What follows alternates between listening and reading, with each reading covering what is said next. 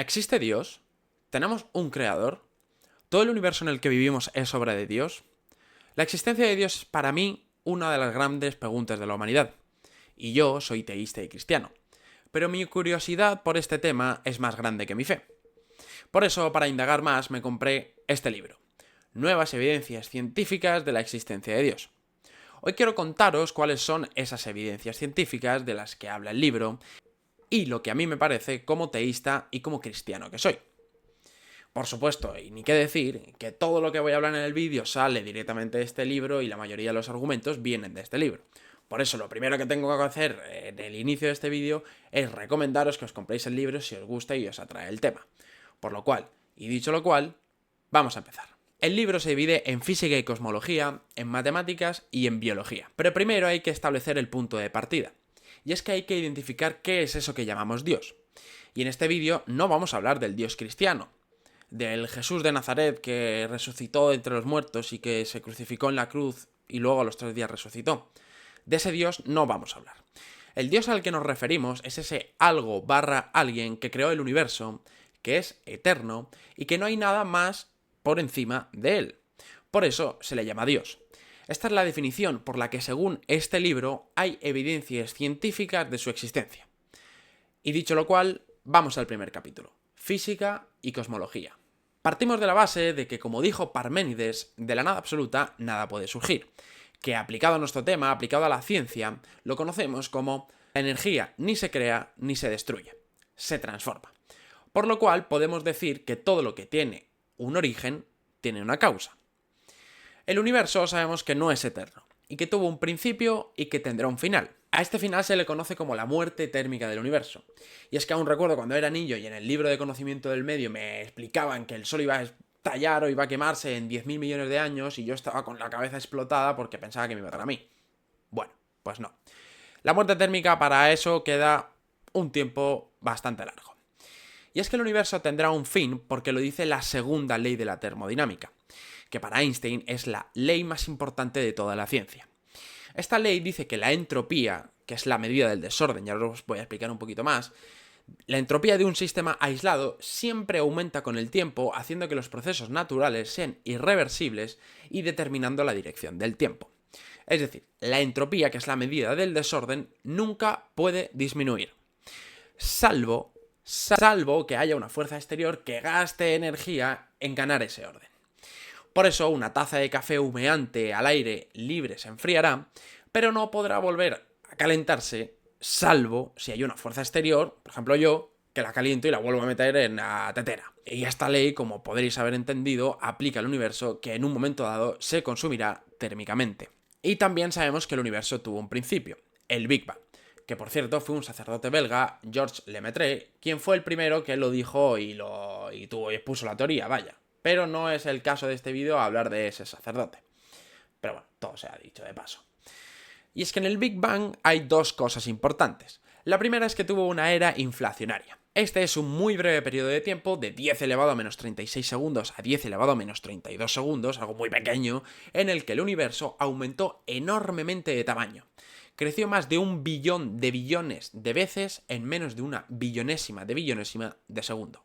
Mucho en muy poquito tiempo, vaya. Y la segunda cosa importante del Big Bang es la singularidad. Esto se refiere en física a un evento único o un lugar en el universo donde las leyes de la física no se cumplen.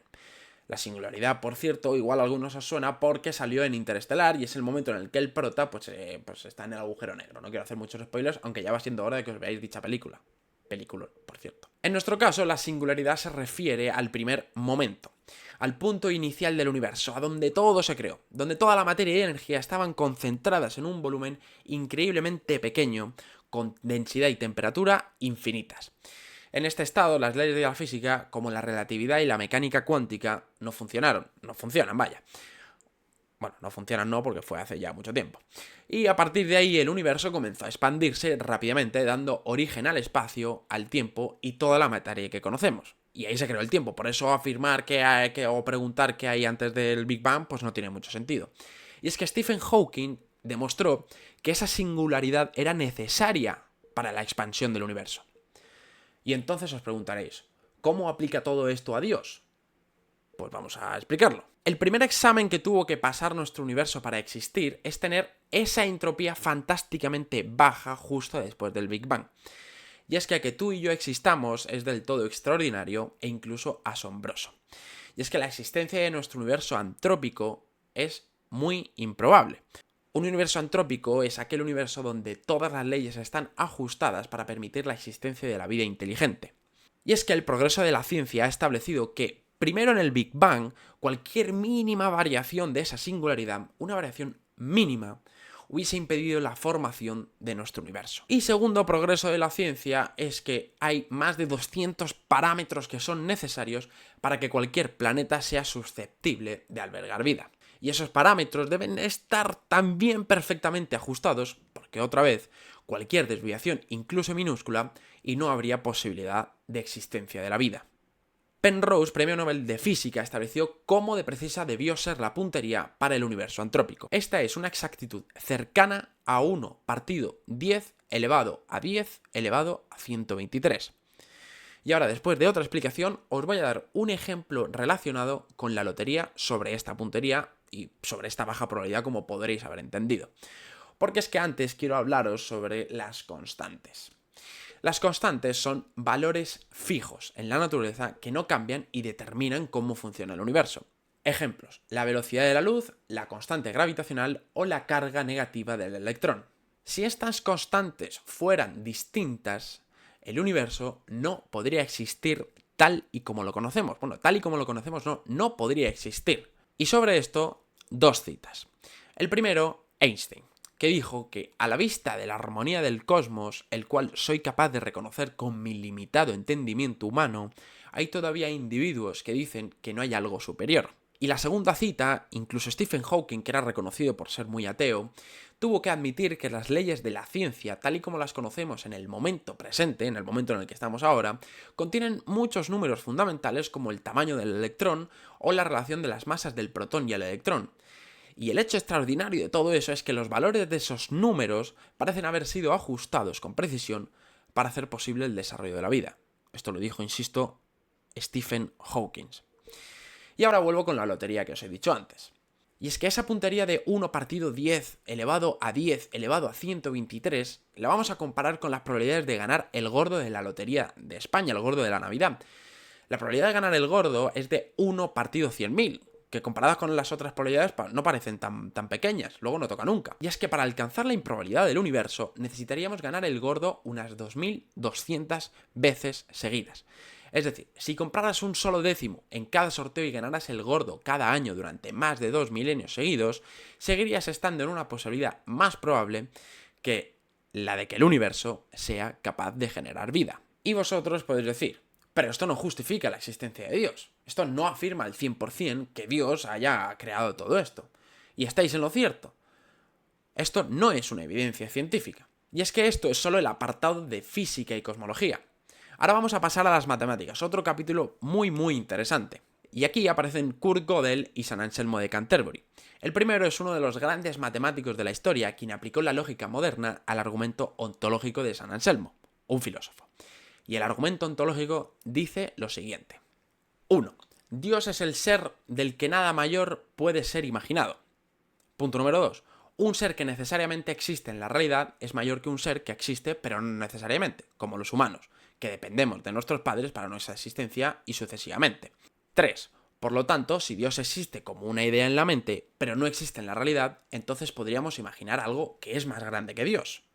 Punto número 4. Pero, como hemos definido en el punto número 1, no hay nada más grande que Dios. No podemos imaginar algo más grande que Dios. Por lo tanto, número 5, si Dios existe en la mente como una idea, necesariamente existe en la realidad. Entonces, ¿qué hizo Gödel? ¿Cómo aplicó las matemáticas a este argumento ontológico? Gödel convirtió la idea filosófica de San Anselmo en un sistema matemático formal, basado en axiomas y teoremas, y sobre todo en la lógica modal. La lógica modal es una rama de la lógica que estudia afirmaciones que incluyen posibilidad y necesidad. Se basa en la idea de que algunas cosas no solo son verdaderas o falsas, sino que pueden ser posibles o necesarias en diferentes escenarios. Que el Sol es una estrella es algo que siempre va a ser verdadero. Ahí no hay tutía. Es verdadero. Ciencia cierta y lógica normal y corriente. Pero una verdad modal, por ejemplo, es que es necesario que 2 más 2 sea igual a 4, porque no puede ser falso en ningún otro caso. Y otra lógica modal es que si A es mayor que B y B es mayor que C, entonces A necesariamente es mayor que C.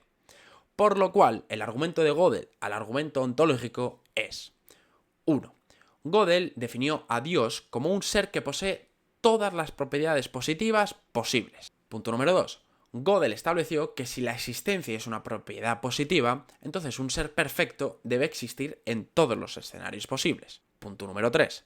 Por lo cual, si es posible que un ser con todas las propiedades positivas exista, y la existencia necesaria es positiva, entonces ese ser debe existir en todos los mundos posibles, incluido el nuestro. Este razonamiento usa la lógica modal, donde un ser necesario no puede no existir. Y lo cierto es que Gödel no intentó probar empíricamente la existencia de Dios, sino que mostró que su existencia es lógicamente consistente dentro de su sistema formal.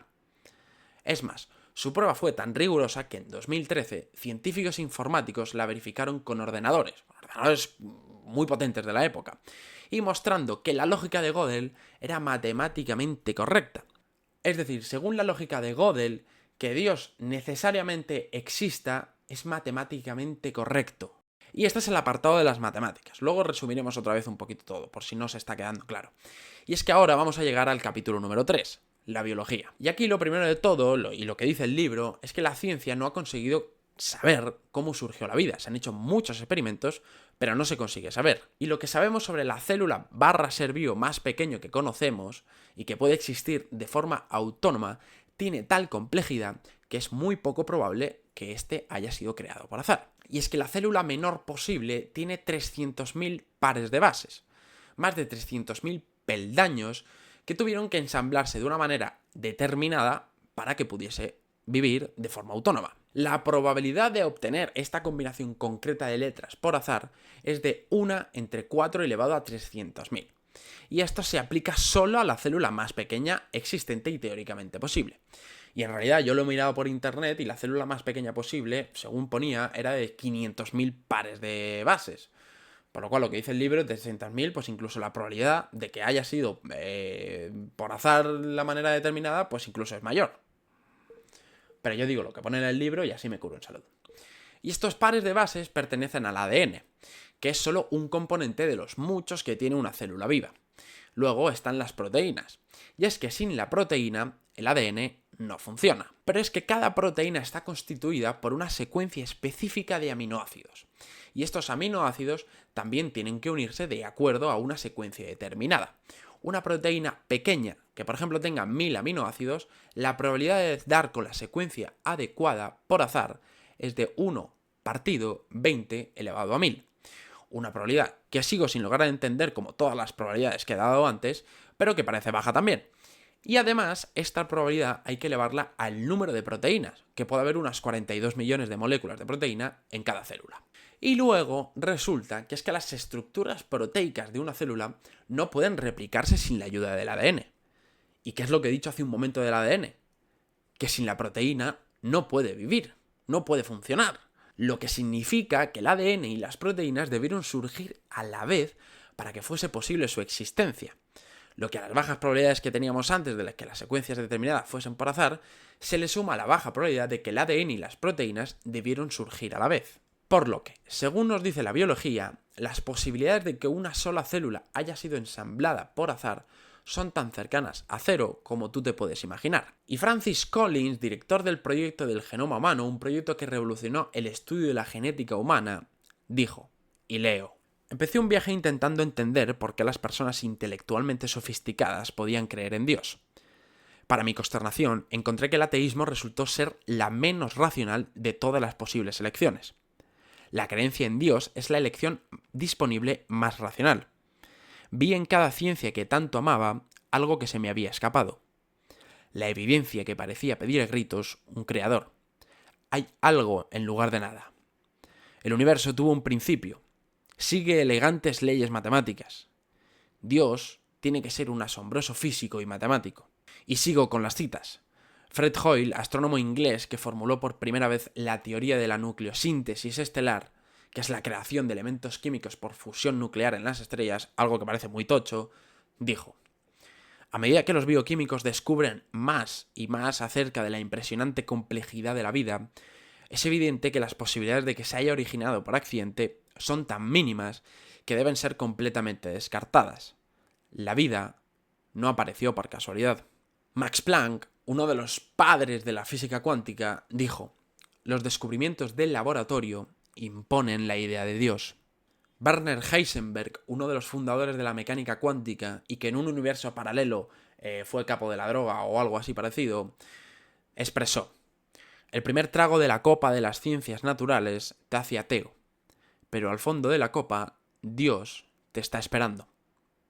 Y un científico que dijo varias frases: toda persona que esté seriamente implicada en el progreso de la ciencia llega a ser consciente de la presencia manifiesta de un espíritu inmensamente superior al del hombre y frente al que nos debemos sentir humildes con nuestras modestas facultades. Otra frase que dijo este célebre científico: la astronomía nos lleva a un universo que ha sido creado de la nada, uno con el muy delicado balance necesario para proveer exactamente las condiciones necesarias para permitir la vida, y uno que tiene un subyacente plan sobrenatural. Y la tercera frase, y finalizo con este científico y ahora os digo quién es, dijo: a la vista de la armonía del cosmos, el cual soy capaz de reconocer con mi limitado entendimiento humano, como he dicho al principio del vídeo, Albert Einstein, hay todavía individuos que dicen que no hay Dios. Y es que para finalizar, cuando de la nada nada puede surgir, cuando se demuestra que hubo un principio absoluto y un final para el universo y para cualquier multiverso, cuando en ese inicio la entropía debía ser extremadamente baja y la singularidad debía ser tal y como fue, porque de no serla no sería posible el universo antrópico, cuando se deben juntar más de 200 parámetros para que sea posible la vida, cuando las constantes debieron ser tal y como las conocemos, porque lo mismo de antes, porque si no, no podría ser posible la vida, y cuando el ADN, junto con sus millones de pares de bases y su exacta creación junto con la proteína, debieron ser así, porque si no, no sería posible la vida, esto, a mi conclusión, solo puede llegar a una cosa: no creer que Dios es el creador de todo esto supone un mayor acto de fe que creer que todo esto es obra de Dios, porque las probabilidades no son cero. Pero pensar que todo esto ha sido por azar puede parecerse más a un dogma que a una respuesta lógica. Y es que desde mi punto de vista, y de la del libro, la probabilidad de que esto haya sido Dios, de que todo esto haya sido obra de Dios, es la conclusión más evidente y más racional, y sobre todo más científica. Y aquí mi apreciación. El titular del libro no son evidencias científicas de la existencia de Dios, porque yo con este resumen no os he demostrado que Dios existe. Simplemente mediante la ciencia y la razón demuestro que Dios es la mayor y la más evidente probabilidad de nuestra existencia. Dicho lo cual, muchas gracias por ver el vídeo. Seguid pensando, seguid razonando acerca de la existencia o no de Dios, porque no he tratado de convenceros, simplemente de aportar conocimiento. Y ese conocimiento es vuestra decisión cómo aplicarlo. Quizás os convence, quizás os hace reflexionar más acerca del tema, o quizás incluso vuestras creencias acerca de que Dios no ha sido el creador de todo esto, pues son más concluyentes. Pero si esto os ha hecho razonar, os ha hecho pensar y os ha hecho reflexionar, yo estaré muy agradecido. Y si por supuesto me dais un like y una suscripción, pues más agradecido aún porque me ayudáis un montón. Dicho lo cual, para terminar, Dios se ha tomado muchas molestias para que el universo, y tú, y yo, existamos. Así que aprovechemos la vida y disfrutémosla.